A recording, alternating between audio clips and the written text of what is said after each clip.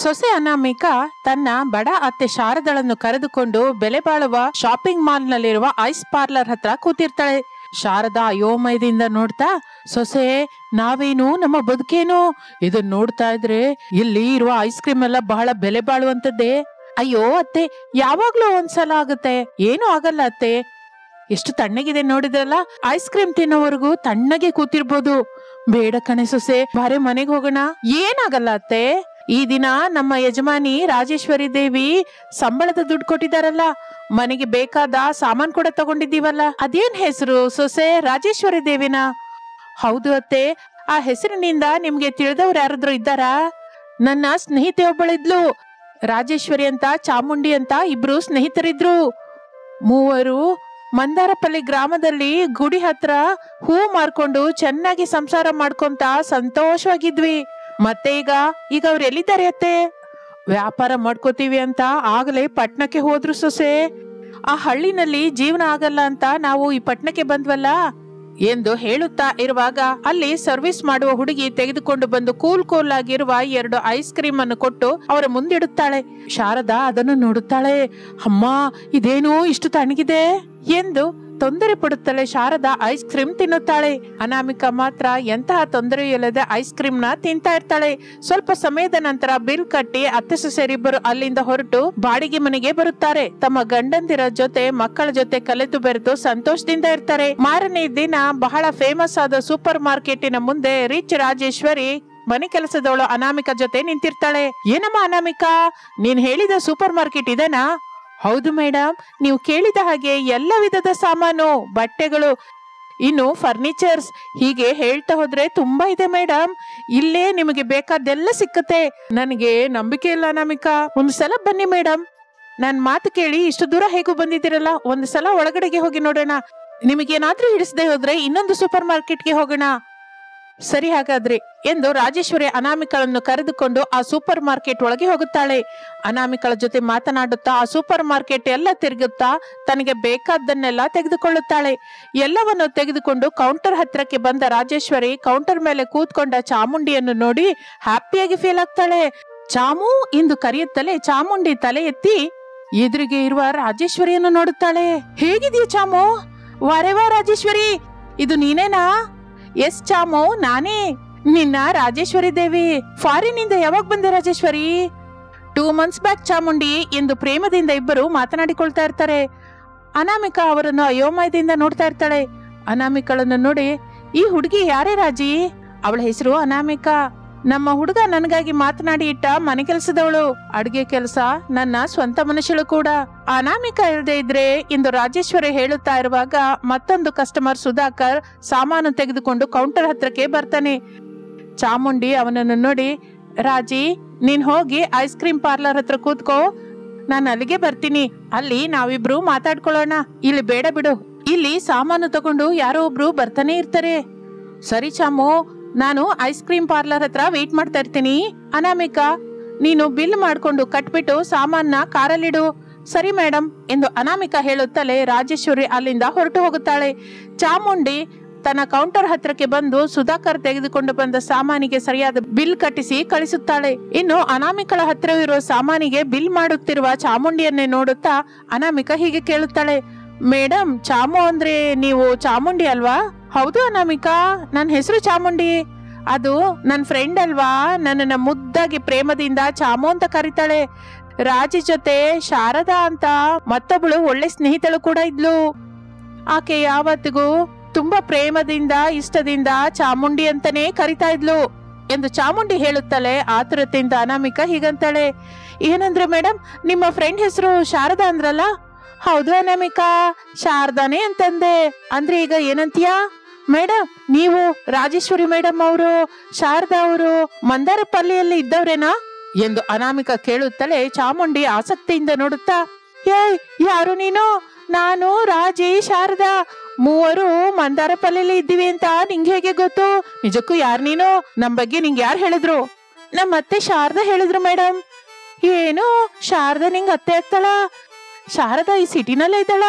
ಎಲ್ಲಿದ್ದಾಳೆ ಈಗ? ಹೇಗಿದ್ದಾಳೆ? ಪ್ರಸಾದ್ ಅಣ್ಣಯ್ಯ ಹೇಗಿದ್ದಾನೆ? ಚೆನ್ನಾಗಿದ್ದಾರೆ ಮೇಡಮ್. ನೀವು ವ್ಯಾಪಾರ ಮಾಡ್ಬೇಕು ಅಂತ ಊರು ಬಿಟ್ಟು ಹೋದಾಗ ನಮ್ಮವರು ರಮೇಶು ಚಿಕ್ಕವನಾಗಿದ್ದನಂತಲ್ಲ ಮೇಡಮ್. ಹೌದು ಅನಾಮಿಕಾ, ಬಾ ನಾವು ಅರ್ಜೆಂಟ್ ಆಗಿ ರಾಜೇಶ್ವರಿ ಹತ್ರಕ್ಕೆ ಹೋಗ್ಬೇಕು. ಅವಳಿಗೆ ನಿನ್ ಬಗ್ಗೆ, ಶಾರದಳ ಬಗ್ಗೆ ಹೇಳ್ಬೇಕು. ಎಷ್ಟು ಸಂತೋಷ ಪಡ್ತಾಳೋ, ನಾನು ಮಾತಲ್ಲೇ ಹೇಳಲಾರೆ. ಬಾ ಬಾ. ರಾಜೇಶ್ವರಿ ನಮ್ಗಾಗಿ ಎದುರು ನೋಡ್ತಾ ಇರ್ತಾಳೆ.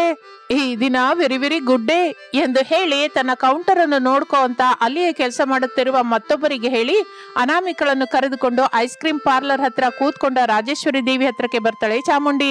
ಸಂತೋಷದಿಂದಿರುವ ಚಾಮುಂಡಿಯನ್ನು ನೋಡಿ, ಏನಾಯ್ತು ಚಾಮು, ಅಷ್ಟೆಲ್ಲ ಸಂತೋಷ ಪಡ್ತಾ ಇದೀಯಾ? ರಾಜಿ, ಈ ಹುಡುಗಿ ಯಾರು ನಿಂಗೆ ಗೊತ್ತಾ? ಇದುವರೆಗೂ ಹೇಳದ್ನಲ್ಲ ಚಾಮು, ಮತ್ತೆ ಗೊತ್ತಾ ಅಂತ ಕೇಳ್ತಿದೀಯಲ್ಲ. ಅಯ್ಯೋ ರಾಜಿ, ಆಕೆ ನಮ್ಮ ಶಾರದಳ ಸೊಸೆ ಎಂದು ಹೇಳುತ್ತಲೇ ರಾಜೇಶ್ವರಿ ಆಶ್ಚರ್ಯದಿಂದ, ಚಾಮು ನೀನ್ ಹೇಳೋದು ನಿಜನಾ? ಹೌದು ರಾಜಿ, ಅನಾಮಿಕಾ ನಮ್ ಬಗ್ಗೆ ನಿಂಗೆ ತಿಳಿದಿದ್ದು ಹೇಳು ಎಂದು ಹೇಳುತ್ತಲೇ ಅನಾಮಿಕಾ ತನಗೆ ತಿಳಿದಿದ್ದೆಲ್ಲವನ್ನು ಮತ್ತೆ ರಾಜೇಶ್ವರಿಗೆ ಹೇಳುತ್ತಾಳೆ. ಅದೆಲ್ಲ ನಿಜವೆಂದು ರಾಜೇಶ್ವರಿಗೆ ತಿಳಿಯುತ್ತೆ. ಇನ್ನು ಅವಳು ಸಂತೋಷ ಪಡುತ್ತಾ, ವಾವ್ ಅನಾಮಿಕಾ, ಇದೆಲ್ಲ ನಂಗೂ ಚಾಮುಂಡಿಗೂ ಶಾರದಂಗೂ ಮಾತ್ರನೇ ಗೊತ್ತು. ಈಗ ನಿಂಗ್ ಕೂಡ ಗೊತ್ತಿದೆ ಅಂದ್ರೆ ಖಚಿತವಾಗಿ ನೀನು ಶಾರದಳ ಸೊಸೆನೆ. ಈಗ ನಮ್ ಶಾರದ ಹೇಗಿದ್ದಾಳೆ? ನಿಮ್ ಹಾಗೆ ಇದ್ದಾಳೆ ಮೇಡಮ್, ಆದ್ರೆ ನೀವು ರಿಚ್ ಆಗಿದ್ದೀರಾ. ಆಕೆ ಮಾತ್ರ ಬಡತನದಲ್ಲೇ ಇದ್ದಾಳೆ. ಊರಲ್ಲಿ ಎಲ್ಲ ಕೆಲಸ ಮಾಡಿದ್ರು ಕೈ ಹಿಡಿಲಿಲ್ಲ. ಅದಕ್ಕೆ ಪಟ್ನಕ್ಕೆ ಬಂದ್ವಿ. ಒಂದು ಬಾಡಿಗೆ ಮನೆಯಲ್ಲಿ ಇದೀವಿ. ಚಾಮು, ಏನಕ್ಕೆ ತಡ? ಬಾ ಶಾರದಳ ಮನೆಗೆ ಹೋಗೋಣ. ನಾನು ಅದೇ ಅಂತ ಇದ್ದೀನಿ ರಾಜಿ. ತಡ ಮಾಡದೆ ನಾವು ಶಾರದಾ ಅವರ ಮನೆಗೆ ಹೋಗೋಣ. ನಮ್ಮನ್ನು ಶಾರದಾ ಗುರ್ತು ಹಿಡಿತಾಳೋ ಇಲ್ವೋ ನೋಡ್ಬೇಕು. ಏಯ್ ಅನಾಮಿಕಾ, ನಿಮ್ ಮನೆಗೆ ಹೋದ ಮೇಲೆ ನಾವು ಯಾರು ಅಂತ ಶಾರದಂಗೆ ನೀನ್ ಹೇಳ್ಬಾರ್ದು. ಹೇಳಿದ್ಯೋ ನೋಡೋಣ ಶಾರದಾ ನಮ್ಮನ್ನು ಗುರ್ತು ಹಿಡಿತಾಳೋ ಇಲ್ವೋ.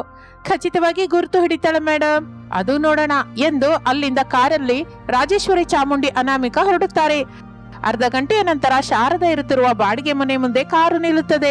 ಆಗ ಶಾರದಾ ಮನೆಯಲ್ಲಿಯೇ ಮಣ್ಣಿನ ಒಲೆ ಹತ್ರ ಕೂತ್ಕೊಂಡು ಅಡಿಗೆ ಮಾಡ್ತಾ ಇರ್ತಾಳೆ. ರಾಜೇಶ್ವರಿ, ಚಾಮುಂಡಿ ಕಾರಿನಲ್ಲಿ ಮನೆಗೆ ಬರುತ್ತಾರೆ. ಅನಾಮಿಕಾ ಮಾತ್ರ ಮನೆಯ ಹೊರಗೆ ನಿಂತಿರುತ್ತಾಳೆ. ಶಾರದಾ ತನ್ನ ಮನೆಗೆ ಬಂದ ರಾಜೇಶ್ವರಿ, ಚಾಮುಂಡಿಯನ್ನು ನೋಡುತ್ತಾಳೆ. ಒಂದು ಕ್ಷಣದ ನಂತರ ಸಂತೋಷ ಪಡುತ್ತಾ ಅವರ ಹತ್ರಕ್ಕೆ ಬರ್ತಾಳೆ. ರಾಜೇಶ್ವರಿ, ಚಾಮುಂಡಿ, ನೀವೇನಾ? ಅಮ್ಮ, ಇದೆಲ್ಲ ನಿಜವೇನಾ? ನೀವು ನನ್ ಮನೆಗೆ ಬಂದಿದ್ದೀರಾ? ನನ್ನ ಕಣ್ಣ ಮುಂದಿದ್ದೀರಾ? ನಾನಿಂದು ನಂಬಲಾರ್ದೆ ಹೋಗ್ತಾ ಇದ್ದೀನಿ ಎಂದು ಚಾಮುಂಡಿಯ ಕೈಯನ್ನು ಹಿಡಿದುಕೊಳ್ಳುತ್ತಾಳೆ. ಶಾರದಾ ರಾಜೇಶ್ವರಿ ಕೈಯನ್ನು ಕೂಡ ಹಿಡಿದುಕೊಳ್ಳುತ್ತಾಳೆ. ನಿಜವೇ ಎಂದು ಅರ್ಥವಾಗುತ್ತದೆ. ಇದು ಕನಸಲ್ವೇ, ನಿಜವೇ ಎಂದು ಶಾರದಾ ಅನ್ನುತ್ತಾ ಇರುವಾಗ ಅನಾಮಿಕಾ ಒಳಗೆ ಬರುತ್ತಾಳೆ. ಇದು ನಿಜಾನೇ ಅತ್ತೆ, ನಿಮ್ಮ ರಿಚ್ ಫ್ರೆಂಡ್ಸ್ ನಿಮ್ಮನ್ನ ನೋಡ್ಬೇಕು ಅಂತ ಬಂದಿದ್ದಾರೆ. ಹೌದು ಸೊಸೆ. ರಾಜೇಶ್ವರಿ, ಚಾಮುಂಡಿ, ಇರಿ ಮಂಚ ಹಾಕ್ತೀನಿ, ಅಲ್ಲಿ ಕೂತ್ಕೋಬಹುದು. ಅನಾಮಿಕಾ, ಟೀ ಮಾಡು ಎಂದು ಹೇಳಿ ಶಾರದಾ ಮಂಚ ಹಾಕುತ್ತಾಳೆ. ಮೂವರು ಮಂಚದ ಮೇಲೆ ಕೂತ್ಕೋತಾರೆ. ಟೀ ಮಾಡ್ತೀನಿ ಅತ್ತೆ. ಇದೇನಿದು, ಗ್ಯಾಸ್ ಒಲೆ ಇರುವಾಗ ಹೀಗೆ ಸೌದೆ ಒಲೆ ಮೇಲೆ ಅಡಿಗೆ ಮಾಡ್ತಾ ಇದ್ದೀರಾ? ಅದು ಸೊಸೆ, ಮಳೆ ಬರ್ತಾ ಇದ್ದಾಗ ಗ್ಯಾಸ್ ಉಪಯೋಗಿಸಬಹುದಲ್ಲ ಅಂತ ಹೀಗೆ ಸೌದೆಯಲ್ಲಿ ಅಡಿಗೆ ಶುರು ಮಾಡಿದೆ. ಇಲ್ಲಿ ನೋಡು, ಇಷ್ಟರಲ್ಲಿ ನನ್ನ ರಿಚ್ ಫ್ರೆಂಡ್ಸ್ ಬಂದಿದ್ದಾರೆ. ಶಾರದಾ, ನಮ್ಮನ್ನು ನಿನ್ನ ಹತ್ರ ಕರ್ಕೊಂಡ್ ಬಂದಿದ್ದು ಸೊಸೆ ಅನಾಮಿಕನೇ ಅಲ್ವಾ? ಅದು ಹೇಗೆ? ರಾಜೇಶ್ವರಿ ಹತ್ರ ಮನೆ ಕೆಲಸದವಳಾಗಿ ಮಾಡಿದ್ದು ಅನಾಮಿಕನೇ ಅಲ್ವಾ? ಅವಳನ್ನ ಕರ್ಕೊಂಡು ನಾನು ರನ್ ಮಾಡ್ತಾ ಇರುವ ಸೂಪರ್ ಮಾರ್ಕೆಟ್ ಹತ್ರ ಬಂದಿದ್ಲು. ನಾನು ರಾಜೇಶ್ವರಿನ ಗುರ್ತು ಹಿಡಿದೆ. ಅನಾಮಿಕಾ ನಮ್ಮ ಮಾತನ್ನು ಗುರ್ತು ಹಿಡಿದ್ಲು. ನಾವು ಮಾತಾಡ್ಕೊಂಡಿದ್ದು ನೀನು ಅನಾಮಿಕಳ ಹತ್ರ ಹೇಳಿದ್ಯಂತಲ್ಲ? ಯಾವಾಗ್ಲೂ ಹೇಳಿದ್ದಲ್ಲ ಮೇಡಮ್. ಯಾವ ವಿಷಯ ಬಂದ್ರು ನಮ್ಮತ್ತೆ ನಿಮ್ಮನ್ನ ಯಾವಾಗ್ಲೂ ನೆನಪಿಸ್ತಾನೆ ಇರ್ತಾಳೆ. ಸತ್ತು ಹೋಗೋದ್ರೊಳಗೆ ಭೇಟಿ ಆಗ್ಬೇಕು ಅಂತ ಇದ್ರು. ಈಗ ಭೇಟಿಯಾಗಿದ್ವಲ್ಲ ಸೊಸೆ, ಇನ್ನು ಹಾಯಾಗಿ ಪ್ರಾಣ ಬಿಡ್ಬೋದು ಕಣೆ. ಇನ್ನು ಪಟ್ನಕ್ಕೆ ಬಂದು ವ್ಯಾಪಾರ ಮಾಡ್ಕೋತೀವಿ ಅಂತ ಹೇಳ್ದಾಗ ನಾನು ಬೇಡ ಅಂತ, ಸ್ವಂತ ಊರನ್ನ ಬಿಟ್ಟು ಹೋಗ್ಬೇಡ ಅಂತ ಎಷ್ಟೋ ಬೇಡ್ಕೊಂಡೆ. ಆದ್ರೂ ನೀವು ಕೇಳಲಿಲ್ಲ, ಹೊರಟೋದ್ರಿ. ಕೋಪದಿಂದ ನಾನು ಎಷ್ಟೋ ಶಾಪನಾರ್ಥ ಕೂಡ ಹಾಕದೆ, ಏನೇನೋ ನಡಿಬೇಕು ಅಂತ ಕೋರ್ಕೊಂಡೆ. ಆದ್ರೆ ಏನು ನಡಿಲಿಲ್ಲ ಶಾರದಾ. ಅದಕ್ಕೆ ನೀನೇನು ದುಃಖ ಪಡ್ಬೇಡ, ನಮ್ಮನ್ನು ಕ್ಷಮಾಪಣೆ ಕೂಡ ಕೇಳ್ಬೇಡ. ಅದೆಲ್ಲ ನಾವು ಯಾವಾಗ್ಲೂ ಮರ್ತೋದ್ವಿ ಶಾರದಾ. ಆದ್ರೆ ಪಟ್ನಕ್ಕೆ ಬಂದ ಮೇಲೆ ನಿನ್ನನ್ನ ಭೇಟಿ ಆಗ್ಲಿಕ್ಕೆ ಆಗಿಲ್ಲ, ಅದಕ್ಕೆ ಬರ್ಲಿಲ್ಲ ಅಷ್ಟೇ ಹೊರತು ನೀನು ನಮ್ಮನ್ನ ಬೈದೆ ಅಂತ ಕೋಪದಿಂದ ಬರಲಿಲ್ಲ ಅಂತ ಮಾತ್ರ ಅನ್ಕೋಬೇಡ ಶಾರದಾ. ಅದೆಲ್ಲ ನಾವು ಯಾವಾಗ್ಲೂ ಮರ್ತೋದ್ವಿ, ಸರಿನಾ? ಸರಿ ಬಿಡಿ ಸೊಸೆ, ಟೀ ತಗೊಂಬಾ ಎಂದು ಹೇಳುತ್ತಲೇ ಅನಾಮಿಕಾ ಹೋಗಿ ಟೀ ಮಾಡುತ್ತಾಳೆ. ಶಾರದಾ, ರಾಜೇಶ್ವರಿ, ಚಾಮುಂಡಿ ಮೂವರು ಸೇರಿ ತಮಾಷೆಯಾಗಿ ಮಾತನಾಡಿಕೊಳ್ಳುತ್ತಾ ಆನಂದದಿಂದ ನಗುತ್ತಾ ಇರುವಾಗ ಅವರಿಗೆ ಅನಾಮಿಕಾ ಟೀ ಮಾಡ್ಕೊಂಡ್ಬಂದು ಕೊಡ್ತಾಳೆ. ಇನ್ನು ಆವತ್ತಿನಿಂದ ಸಮಯ ಸಿಕ್ಕಾಗಲೆಲ್ಲ ಬಡ ಅತ್ತೆ ಶಾರದಳ ಮನೆಗೆ ರಿಚ್ ಫ್ರೆಂಡ್ಸ್ ಬರ್ತಾ ಇದ್ರು. ಎಲ್ರು ಸೇರಿ ಸಂತೋಷದಿಂದ ಕಲೆತು ಬೆರೆತು ಇರ್ತಾ ಇದ್ರು. ಬಾಳೆ ತೋಟದಲ್ಲಿ ಬಡ ಸೊಸೆ ಅನಾಮಿಕಾ ತಿರುಗ್ತಾ ಇರ್ತಾಳೆ. ಊರ್ನವ್ರ ಹತ್ರ ಅವ್ರು ಹೇಳಿದ್ದು ನಿಜವೇ ಇರಬಹುದು. ನಮ್ಮ ಬಾಳೆ ತೋಟದಲ್ಲಿ ಎಲ್ಲೋ ಒಂದು ಕಡೆ ಮಾಯಾ ಬಾಳೆ ಗಿಡ ಇದ್ದ ಹಾಗಿದೆ. ಆ ಮಾಯಾ ಬಾಳೆ ಗಿಡ ಎಲ್ಲಿದೆಯೋ ಏನೋ, ಹೇಗಾದ್ರೂ ನಾನು ತಿಳ್ಕೋಬೇಕು ಎಂದು ಅಂದುಕೊಳ್ಳುತ್ತಾ ಇರುವಾಗ ಅವಳ ಗಂಡ ರಮೇಶ್ ಬರ್ತಾನೆ. ಏನ ನಮಿಕಾ, ಏನ್ ಕಳ್ಕೊಂಡಿದ್ಯಾ? ಏನೂ ಇಲ್ಲ ರೀ. ಏನೂ ಇಲ್ವಾ? ಮತ್ತೇನ್ ಹುಡುಕ್ತಾ ಇದ್ಯಾ?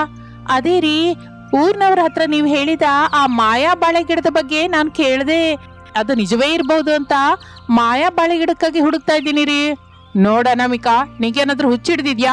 ಯಾವ ನಷ್ಟವೂ ಇಲ್ಲದೆ ನಮಗೆ ಬರ್ತಾ ಇರುವ ಬಾಳೆ ತೋಟನ ನೋಡಿ ಊರಲ್ಲೇ ಅಸೂಯೆ ಪಡ್ತಾ ಇದ್ರೆ ಅವರ ಈರ್ಷ್ಯ ದ್ವೇಷ ಸಹಿಸಲಾರದೆ ನಾನೇ ಹಾಗೆ ಸುಳ್ಳು ಹೇಳ್ದೆ ಎಂದು ರಮೇಶ್ ಹೇಳುತ್ತಲೇ ಅನಾಮಿಕಾ ದಿಗಿಲಿನ ಮುಖ ಇಟ್ಕೋತಾಳೆ. ಸಮಾಧಾನಿಸುತ್ತಾ ರಮೇಶಗಂತಾನೆ, ಅನಾಮಿಕಾ ನೀನ್ ಹೇಳು, ನಿಜವಾಗಿ ನಮ್ಮ ಬಾಳೆ ತೋಟದಲ್ಲಿ ಮಾಯಾ ಬಾಳೆ ಗಿಡ ಇದ್ರೆ ನಾವು ಇನ್ನೂ ಈ ಬಡತನದಲ್ಲೇ ಯಾಕಿರ್ತೀವಿ ಹೇಳು ಎಂದು ರಮೇಶ್ ಹೇಳುತ್ತಲೇ ಅನಾಮಿಕಾ ನಿಜ ವಿಷಯವನ್ನು ಗ್ರಹಿಸುತ್ತಾಳೆ. ಹೌದು ರೀ, ನಾನು ಇದನ್ನ ತಿಳಿಲಾರ್ದೆ ಹೋದೆ ಎಂದು ಹೇಳುತ್ತಾ ಇರುವಾಗ ಚಿಕ್ಕ ಚಿಕ್ಕ ಹನಿ ಮಳೆ ಬೀಳುವುದಕ್ಕೆ ಶುರುವಾಗುತ್ತದೆ. ಅನಾಮಿಕಾ, ನೀನು ದಡದಲ್ಲಿರುವ ಹಟ್ಟಿಗೋಗಿ ಹಾರೆ ತಗೊಂಬ. ನಾನು ಮಳೆ ನೀರು ನಿಲ್ಲದ ಹಾಗೆ ಕಾಲುವೆ ತೋಡ್ತೀನಿ. ಮಳೆ ಬೀಳ್ತಾ ಇದೆ ಅಲ್ಲ, ಈಗ ಏನಕ್ಕಿರಿ ಹೇಳಿ? ಮಳೆ ಚಿಕ್ಕದಾಗಿರುವಾಗಲೇ ಕಾಲುವೆ ಮಾಡ್ಕೊಂಡ್ರೆ ಚೆನ್ನಾಗಿರುತ್ತೆ ಅನಾಮಿಕಾ. ಮೊದಲೇ ಇದು ಮಳೆಗಾಲವಲ್ಲ. ಯಾವಾಗ ಗಟ್ಟಿ ಮಳೆ ಬರುತ್ತೋ ಯಾರಿಗೂ ಗೊತ್ತಿಲ್ಲ, ಯಾವಾಗ ಚಿಕ್ಕ ಮಳೆ ಬರುತ್ತೋ ಅರ್ಥವಾಗಲ್ಲ. ಮುಂಜಾಗ್ರತೆಯಾಗಿ ಕಾಲುವೆ ಮಾಡಿಟ್ಕೊಂಡ್ರೆ ಚೆನ್ನಾಗಿರುತ್ತೆ ಅನಾಮಿಕಾ. ಹೋಗಿ ಆ ಹಟ್ಟಿಯೊಳಗಿಂದ ಹಾರೆ ತಗೊಂಬರ್ತೀನಿ ಬಿಡಿ. ಈಗಲಾದ್ರೂ ನೀವು ನಂಗೆ ನಿಜ ಹೇಳಿ, ನಮ್ಮ ಬಾಳೆ ತೋಟದಲ್ಲಿ ಆ ಮಾಯಾ ಬಾಳೆ ಗಿಡ ಎಲ್ಲಿದೆ ಹೇಳಿ ಎಂದು ಅನಾಮಿಕಾ ಕೇಳುತ್ತಲೇ ರಮೇಶನಿಗೆ ಕೋಪ ಬರುತ್ತೆ. ಕೋಪದಿಂದ ನೋಡುತ್ತಾ, ತಗೊಂಡು ಹೋಗಿ ಹುಚ್ಚಾಸ್ಪತ್ರೆಗೆ ಸೇರಿಸ್ತೀನಿ, ಅವ್ರು ಹೇಳ್ತಾರೆ ನಿಂಗೆ. ಹೋಗಿ ಹಟ್ಟಿಯೊಳಗಿಂದ ಹಾರೆ ತಗೊಂಬ. ಇನ್ನೊಂದ್ಸಲ ಮಾಯಾ ಬಾಳೆ ಗಿಡದ ಬಗ್ಗೆ ಕೇಳಿದ್ರೆ ಆಗ ಹೇಳ್ತೀನಿ ಎಂದು ಅನ್ನುತ್ತಾ ಇರುವಾಗ ಮಕ್ಕಳು ಹರೀಶ್ ಭವ್ಯರನ್ನು ಕರೆದುಕೊಂಡು ಅಲ್ಲಿಗೆ ಪ್ರಸಾದ್ ಬರ್ತಾನೆ. ಯಾಕಪ್ಪ ಮಳೆ ಬೀಳ್ತಾ ಇದ್ರೆ ಮಕ್ಕಳನ್ನ ಬಾಳೆ ತೋಟಕ್ಕೆ ಕರ್ಕೊಂಡ್ ಬಂದ್ರಿ? ತಗೊಂಬರ್ದು ಇನ್ನೇನ್ ಮಾಡ್ಲು, ಮನೆ ಹತ್ರ ನಿಮ್ಮಮ್ಮ ಇಲ್ಲ. ಬಾಳೆಹಣ್ಣಿನ ಆರ್ಡರ್ ಕೊಡ್ತೀನಿ ಅಂತ ಒಬ್ಬ ಹಾಸ್ಟೆಲ್ನವರು ಹೇಳಿದ್ರೆ ಅಲ್ಲಿಗೆ ಹೋಗಿದ್ದಾಳೆ. ಮಕ್ಕಳು ಮನೆ ಹತ್ರ ಇರಿ ಅಂತ ಹೇಳಿದ್ರೆ ನಾನು ಬಾಳೆ ತೋಟದವರೆಗೆ ಹೋಗಿ ಬರ್ತೀನಿ ಅಂತ ಎಷ್ಟು ಹೇಳಿದ್ರು ಕೇಳದೆ ನಾವು ಬರ್ತೀವಿ ಅಂತ ಗಲಾಟೆ ಮಾಡಿದ್ರು.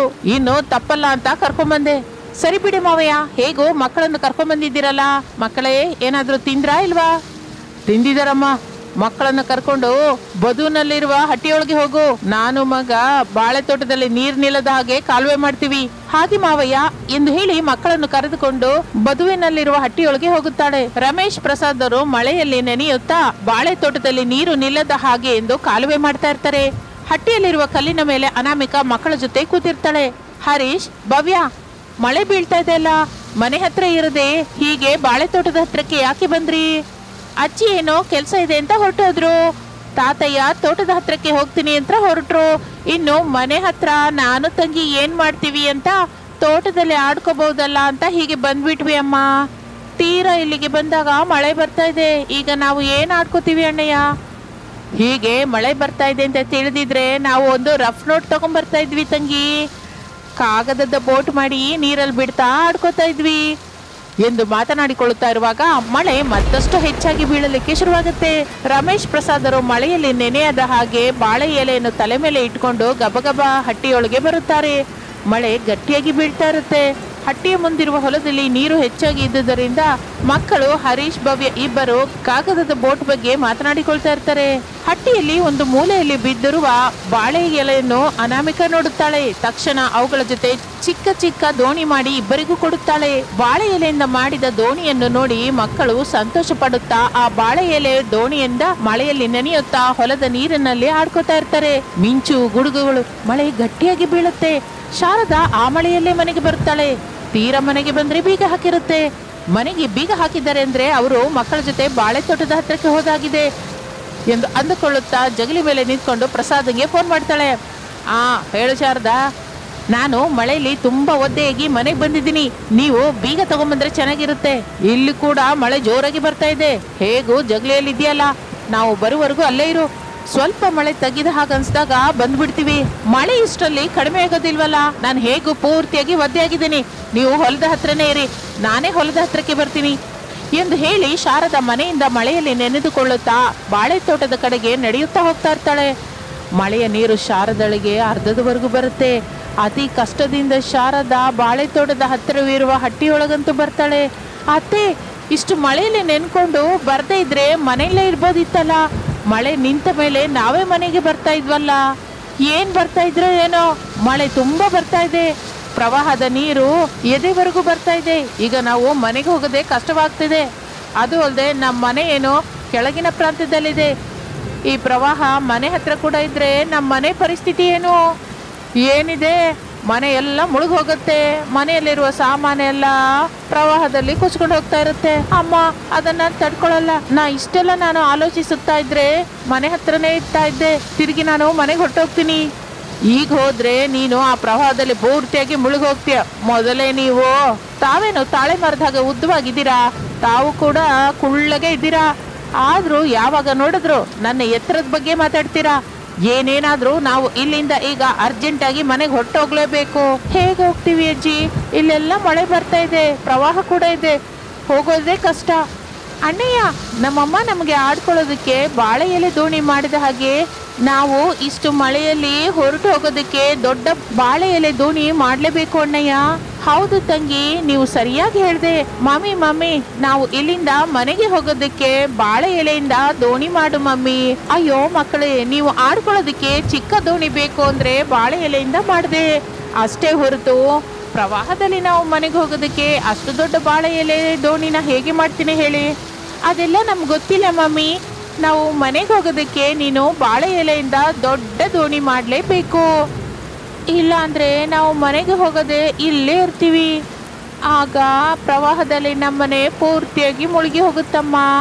ನಮ್ಮ ಸಾಮಾನೆಲ್ಲ ಪ್ರವಾಹದಲ್ಲಿ ಕೊಚ್ಕೊಂಡು ಹೋಗ್ತವೆ ಎಂದು ಹೇಳುತ್ತಾ ಇರುವಾಗ ಅನಾಮಿಕ ತನ್ನಲ್ಲಿ ತಾನು ಹೀಗಂದ್ಕೋತಾಳೆ. ಈಗ ನಮ್ಮ ಬಾಳೆ ತೋಟದಲ್ಲಿ ಮಾಯಾ ಬಾಳೆ ಗಿಡ ಇದೆಯೋ ಇಲ್ವೋ ಅಂತ ತಿಳಿಯುತ್ತೆ ಎಂದು ಅಂದುಕೊಂಡು ಮೇಲಕ್ಕೆ ಮಾತ್ರ ಹೀಗಂತಾಳೆ. ಇಲ್ಲಿ ನೋಡಿ, ನಾನು ಬಾಳೆ ಎಲೆ ದೋಣಿ ಮಾಡಬೇಕು ಅಂದ್ರೆ ಅವು ಮಾಯಾ ಬಾಳೆ ಎಲೆನೇ ಆಗಿರ್ಬೇಕು.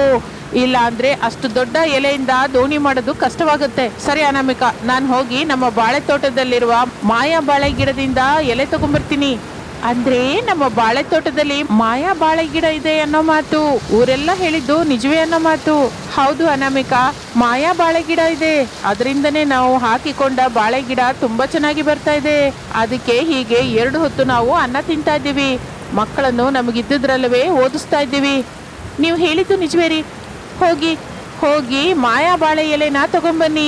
ದೋಣಿ ಮಾಡ್ಕೊಂಡು ಮೊದಲು ನಾವು ಇಲ್ಲಿಂದ ಮನೆಗೆ ಹೊರಟೋಗ್ಬೇಕು ಎಂದು ಹೇಳುತ್ತಲೇ ರಮೇಶ್ ಹಟ್ಟಿಯಿಂದ ಮಿಂಚುತ್ತಾ ಇರುವ ಮಾಯಾ ಬಾಳೆ ಗಿಡದ ಹತ್ತಿರಕ್ಕೆ ಬರುತ್ತಾನೆ. ಕೈ ಮುಗಿದು ಬಾಳೆ ಎಲೆಯನ್ನು ತೆಗೆದುಕೊಂಡು ಹಟ್ಟಿ ಹತ್ರ ಬರ್ತಾನೆ. ಹಟ್ಟಿಯಿಂದ ಅನಾಮಿಕಾ ಹೊರಗೆ ಬರುತ್ತಾಳೆ. ರಮೇಶ್ ತೆಗೆದುಕೊಂಡು ಬಂದ ಮಾಯಾ ಬಾಳೆ ಎಲೆಯಿಂದ ಹಟ್ಟಿಯಲ್ಲಿರುವವರೆಲ್ಲ ನೋಡುತ್ತಾ ಇರುವಾಗಲೇ ಅನಾಮಿಕಾ ಬಾಳೆ ಎಲೆಯ ದೋಣಿಯನ್ನು ತಯಾರು ಮಾಡ್ತಾಳೆ. ಬಾಳೆ ಎಲೆಯ ದೋಣಿಯನ್ನು ನೋಡಿ ಹಟ್ಟಿಯಲ್ಲಿರುವವರೆಲ್ಲ ಸಂತೋಷ ಪಡುತ್ತಾರೆ. ಶಾರದಾ, ಮಕ್ಕಳು ಹರೀಶ್, ಭವ್ಯರು ದೋಣಿಯಲ್ಲಿರ್ತಾರೆ. ಪ್ರವಾಹದಲ್ಲಿ ಕೊಚ್ಚಿಕೊಂಡು ಹೋಗ್ತಾ ಇರುವ ಅಂಜಯ್ಯ ಬಾಳೆ ಎಲೆಯ ದೋಣಿಯಲ್ಲಿ ಹೋಗ್ತಾ ಇರುವ ಅನಾಮಿಕಳನ್ನು ನೋಡಿ, ಅಮ್ಮ ಅನಾಮಿಕಾ, ನನ್ನ ಕಾಪಾಡು ತಾಯಿ, ನಾನು ಈ ಪ್ರವಾಹದಲ್ಲಿ ಕೊಚ್ಕೊಂಡು ಹೋಗ್ತಾ ಇದ್ದೀನಿ. ಮನೆ ಹತ್ರ ನಿನ್ನ ಚಿಕ್ಕಮ್ಮ, ತಮ್ಮ, ತಂಗಿ ಇದ್ದಾರೆ, ನನ್ನ ಕಾಪಾಡಮ್ಮ ಎಂದು ಬೇಡಿಕೊಳ್ತಾ ಇರ್ತಾನೆ. ನನ್ನ ಕೈಯಲ್ಲಿ ಏನಿದೆ ಚಿಕ್ಕಪ್ಪ, ನೀವೇನಂತೀರಿ ಅತ್ತೆ? ಕಾಪಾಡೆ ಸೊಸೆ. ಅಂಜಯ್ಯ ನಮಗೆ ಬಹಳ ತಿಳಿದವನಲ್ವಾ, ಕಾಪಾಡು.